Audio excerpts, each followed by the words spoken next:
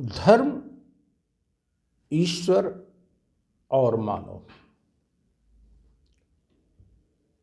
ईश्वर है कि नहीं है, ईश्वर का अस्तित्व है कि नहीं है, ईश्वर के बारे में जो कल्पनाएं हैं, धार्मिक कल्पनाएं हैं, इन कल्पनाओं में भी उसे अज्ञात, असीमित, नित्य तमाम रूपों में प्रदर्शित किया गया है।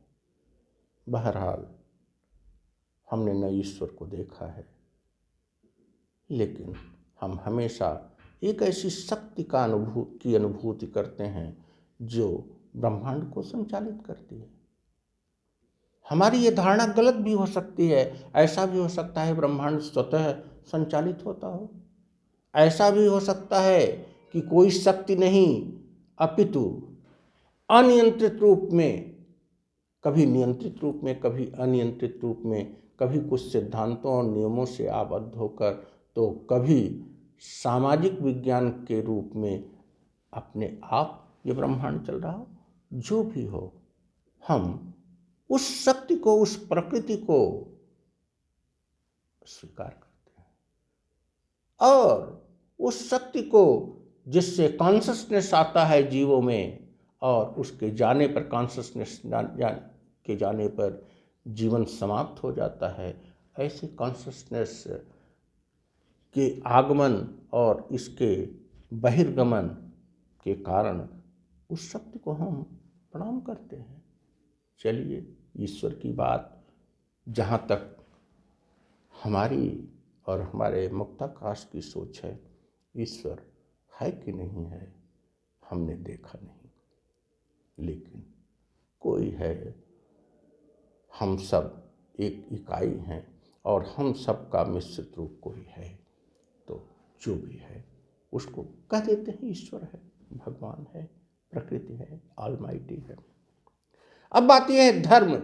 धर्म की स्थापना ही इसलिए हुई कि वह मानव का कल्याण करे। धर्म की स्थापना ही इसलिए हुई कि वह मानव को आनंद दे, मानव के जीवन में उल्लास लावे, क्योंकि मानव ने अपना धर्म बनाया है। यह मानव धर्म है। यह धर्म सभी जीवों के लिए नहीं है, ब्रह्मांड के लिए नहीं है। हो सकता है किसी अन्य ग्रह पर जीव हों, उनके लिए यहाँ का धर्म नहीं है। हमारा धर्म जो है वो मानव के कल्याण के लिए है।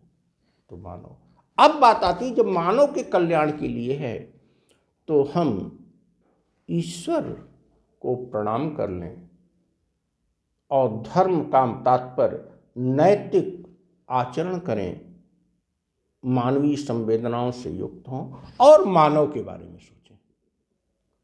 हमारा मंतव्य सिर्फ ये है कि हम सबको मानव के बारे में सोचना चाहिए, क्योंकि मानव के लिए ही ईश्वर है, मानव के लिए ही ब्रह्मांड है, मानव के लिए ही धर्म है।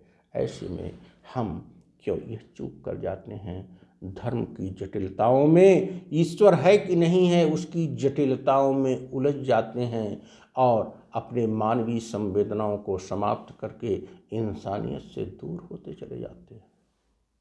ऐसे में जब हम इंसान के बारे में सोचेंगे, जब हम मानव के बारे में सोचेंगे, तो मानव के सफलता, मानव की संतुष्टि और मानव का आनंद ही हमारे एजेंडे में चरम पर हो जाएगा। हम अध्यात्म को धर्म का ज्ञान कर देना अध्यात्म नहीं मानते, हम ब्रह्मांड का ज्ञान कर लेना अध्यात्म नहीं मानते। अध्यात्म और आध्यात्मिक सुख है तो वो मानवीय सुख है, मानव का आनंद है, और इस मानवीय सुख के लिए ही धर्म की रचना हुई। धर्म को हम मानव से श्रेष्ठ नहीं बल्कि मानव के कल्याण का एक साधन मानते हैं। धर्म और मानव में मुझे एक चुनना हो तो हम मानव को चुनेंगे, धर्म को नहीं, क्योंकि मानव के लिए धर्म का हम निर्माण कर लेंगे, मानव का कल्याण। लेकिन अगर हम धर्म को चुनते हैं और उससे मानव का कल्याण नहीं होता है तो हम मानवीय संवेदनाओं से दूर हो जाते हैं। तो मानव श्रेष्ठ है। हम तो यहाँ तक कहते हैं, जिस ईश्वर को हम जानते नहीं, जिस ईश्वर को हम देखे नहीं, ऐसे में ईश्वर हमारे अहंकार का विनाश करता है, हम उसके सामने नतमस्तक हो सकते हैं, ऑलमाइटी उस शक्ति के सामने। लेकिन हम ईश्वर और मानव में एक की पूजा करना हो तो मानव की पूजा को श्रेष्ठ मानते हैं। ईश्वर और मानव में किसी एक की सहायता करना हो तो मानव की हम सहायता करेंगे, ईश्वर की हम क्या सहायता करेंगे, ईश्वर की हम क्या पूजा करेंगे। वो तो श्रेष्ठ है, वो उसके हम अंश है, अगर ईश्वर है तो। और हो सकता है न भी हो, लेकिन जो नहीं है या दूर है, सर्वशक्तिमान है, उसके लिए हम मरे जा रहे हैं। जो हमारे अगल बगल है, जो हमारे पास है, उसको हम इग्नोर करते जा रहे हैं। इसलिए हम मानव सेवा को श्रेष्ठ धर्म और मानव की स्थिति को ईश्वर और धर्म दोनों से ऊपर मानते हैं, जहाँ तक हमारे कर्तव्य का और दायित्व का सवाल है। लेकिन कर्तव्य और दायित्व से हट के जब हम सोचते हैं तो सर्वश्रेष्ठ कोई शक्ति हो सकती है, लेकिन वह हमें ज्ञात नहीं है। और जो ज्ञात नहीं है उसके लिए हम मानव की कास्ट पर कोई काम नहीं करेंगे, मानवीय संवेदना से ही हम कार्य करेंगे। मानव श्रेष्ठ है, धर्म द्वितीय चरण है और ईश्वर तृतीय चरण है, क्योंकि पता नहीं है कि पता नहीं है। Thank you.